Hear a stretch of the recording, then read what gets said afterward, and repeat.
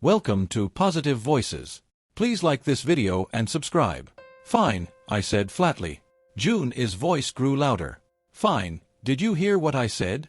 Yes, dear, you're going on a date this Friday with another man, and you're okay with that. Her surprise was palpable. Not at all, but what choice do I have? As you pointed out, I don't control you. You're your own person. Your tone and expression make it clear you're determined to go through with it. So what other option do I have? I'll be back. Don't let your fragile male ego get in the way. I love you, and I'll make this up to you. You'll see. So you know it's wrong. I reply calmly. What do you mean? I never said that. I deserve this. Will your parents and my parents agree with you? China looked down, unable to answer, clearly indicating guilt. I allowed the silence to linger, sensing her inner struggle. You know, as well as I do, that they won't. You admitted what you're doing is wrong when you said you'll make it up to me. What? When?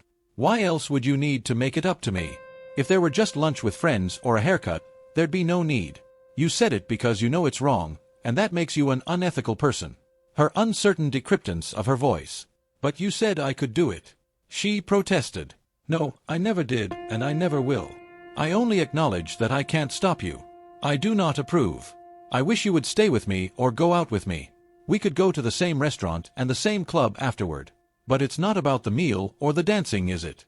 It's about the company you prefer, and that company isn't me. You want me, right? Once more, she lowered her head in silence. What's his name anyway? It's not important. Fine, I won't argue about that. Just know this. I don't want you to go with Mr. P. Hound, and there will be consequences if you do. What consequences? Like you and Mr. Hound, I won't say. You're not just beautiful. You're intelligent, too. I told you that countless times, not because I have to, but because I mean it. I'll leave it to you to figure out the consequences of choosing him over me. You're bluffing. You love me. You always give me what I want. Well, I want this. And like I said, I'll be back and we'll love each other and grow old together. I can't stop you from making foolish choices, but you've been warned. You're on your own. With that, I grabbed my keys and left before she could say another word. The atmosphere in the apartment throughout the entire week was undeniably frosty. Thursday night, I gathered my belongings and relocated to the guest room. What's going on, Felix? She questioned, pausing with a handful of clothes. I regarded her with a hint of exasperation. Looks like I overestimated your comprehension. What do you think I'm doing? Are you leaving? She asked, a hint of concern in her voice. Yes. My wife wants to pursue other relationships. Do you honestly believe I share a bet with a woman who's strained? Not a chance, she retorted, her tone tripping with mockery and childishness. You're such a little boy. Afraid your little ego will get hurt. Without a word, I placed the clothes in the spare closet and returned for another load. So now you're punishing the big bad witch with your silence. She smirked. Can you see how pathetic you are? Consequences was my only retort. She couldn't claim ignorance. She'd been warned. Friday afternoon, I left work early and headed to an upscale unisex salon, treating myself to a professional contemporary haircut, a precise straight razor shave, and a subtle manicure. No button-down shirt, pants, and jacket. While I briefly considered new shoes, I reasoned that fresh kicks and dancing might not mesh well, so I passed on that idea. On the way home, I swung by the car wash for a thorough de-clean, leaving my truck looking immaculate. Back at home, I took a refreshing shower. As I heard Gina arrive and head for her own shower, I descended to the living room and waited. Half an hour later, she descended in a new little black dress I hadn't seen before, revealing a tantalizing glimpse of cleavage. Pausing on the final step, she looked at me, seemingly expecting a compliment. When I remained silent, she glanced at me again, her eyes widening. Wow, you look great. Where are you off to? Oh, what else? I parroted her condescending tone. Did you think your clueless husband would just sit at home? Twiddling his thumbs, waiting for you to grace us with your presence, shaking my head. I opened the door to the garage and added curly. And here I thought you were perceptive. How mistaken can one person be? Well, I don't want to keep Melissa waiting. With a satisfied smile, I slipped into my spotless truck, hearing her scream in the background. Gotcha. Melissa and I enjoyed a delightful evening at a wine bar known for its light dinners and live piano performances on weekends, which livened up its modest dance floor. Our report at work had already revealed that conversation flowed effortlessly between us. Even more gratifying was her appreciation for my sense of humor. It may sound like a cliché, but it's undeniably true. There are few things as heartwarming for a man as a woman who laughs at his jokes. We clicked effortlessly, and on more than one occasion, our lips brushed gently against ears, cheeks, and lips, igniting a spark between us that felt nothing short of magical. However, we both acknowledged the reality that I was still married, and we respected the boundaries that entailed. So we spent the evening leisurely, sipping wine, and indulging in playful flirtation with our eyes as we conversed. As I dropped Melissa off at her apartment, she did me a favor by dabbing a drop of her perfume on my shirt and leaving traces of her freshly applied lipstick on my collar, neck, and cheek. With a playful peck on the cheek, she bid me good night. "Go get her, Tiger," she teased. We shared a laugh as I climbed into my truck and headed home. It was barely 10 when I strolled into the Big Chill. "Where the hell have you been?" Jane had demanded. "None of your business," I retorted, unfazed. "You never disclosed where you went with your mysterious Mr. P. Hound. I would have asked if you used protection, but frankly, I couldn't care less if you suffered the consequences, because I'm done with your deceitful, cheating ways. So, I couldn't care less about your whereabouts, activities, or companions. I had an amazing time, and for that, I thank you very much." "What do you mean, thank me?" Jane's voice trembled with frustration. "Don't you see? If you hadn't foolishly suggested opening up our marriage, I wouldn't have had the chance to get to know Melissa better. What an incredible woman, smoking hot." "Thank you, dear," I muttered. Suddenly, Jane had let out a piercing scream, making me worry if a neighbor might call the police. You know, I despise her. "Home, why do you think she was the first person I called?" I added. Astonished, Jane has stared at me, her expression a mix of shock and disbelief. What did you say?" "Once again, I seem to have overestimated your intellect," I remarked. "Pull yourself together for a moment. This isn't rocket science. You decided to reject me and flaunt it by dolling up for some anonymous jerk. Wearing outfits you've never worn for me, and now you're surprised that I fall of suit. You altered the terms of our marriage against my wishes, and I simply mirrored your actions. The only difference is I had the decency to tell you who I went out with. For some strange reason, you're too ashamed of your partners to reveal their identities. So, Ms. Rocket Scientist, what exactly is your issue?" The wind was knocked out of Guinness sails and tears welled up in her eyes. Without giving her a chance to respond, I pressed on. "Let me guess, Jack Robinson didn't sweep you off your feet like you hope." Another squeal, this time filled with anguish, pierced the air, accompanied by hands clasped over her mouth. "How did you find out?" Jenna exclaimed. In a tone reminiscent of a game show announcer, I declared, "And once again, your intellectual shortcomings are laid bare for all to see.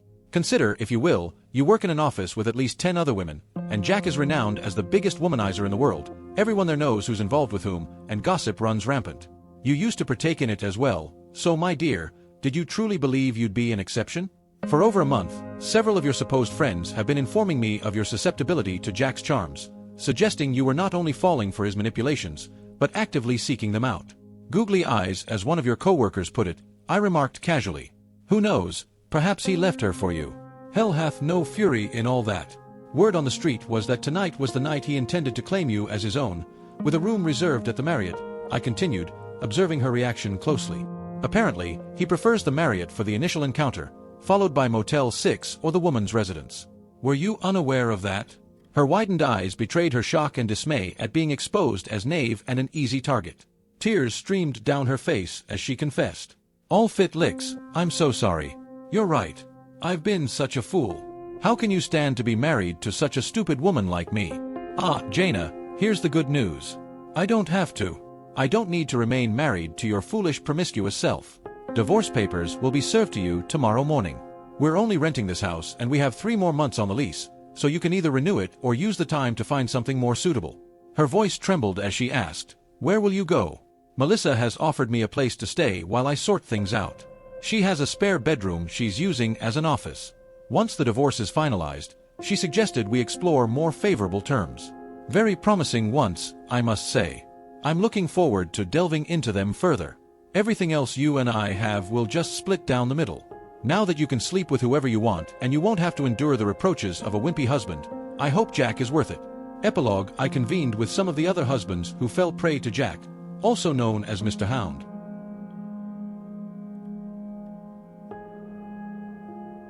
One evening after dinner, he discovered his car vandalized, windows shattered, paint scratched, baby excrement smeared on the seats, will stolen, and various other damages.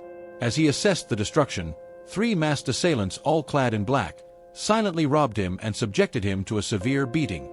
The police were confounded as to why the attackers, seemingly after his wallet and counterfeit Rolex, would also inflict such brutal injuries to his growing. With no witnesses and the parking-like cameras defaced, their investigation hit a dead end. In the meantime, the authorities of his victims were engrossed in a poker game at one of their residences. After his recovery, Jack decided to move out of state. His current whereabouts remain a mystery and are largely inconsequential. Jaina, after securing an apartment, eventually moved out as well. Upon realizing my contentment with Melissa, she also decided to relocate to another state. Our past never crossed again. I remained with Melissa for a while, but we both came to the realization that short-term satisfaction didn't necessarily translate to long-term compatibility. Consequently, I found the townhouse nearby and settled there. As time went by, I matured, gained wisdom, and became more physically fit. I developed a strong bond with a fellow member of my gym. Naturally, one thing led to another, and I discovered happiness with someone who possessed genuine intelligence and unwavering loyalty. Second story, need advice, caught him sexting. I, 29-5. Live with my boyfriend, 32 meters.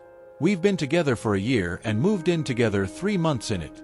I've been put through the ringer in all of my past relationships, if you can even call them that, with lying, manipulation, cheating, and so on. Everything in my current relationship has seemed great to me and everyone around us. I'd had suspicions before about cheating, but I always chalked it up to my past relationship trauma, and my boyfriend has been nothing but loving, reassuring, and understanding. I got home early from work and while cleaning, I found my boyfriend's old phone. I know. Curiosity got the best of me, and I decided to turn it on and go through it.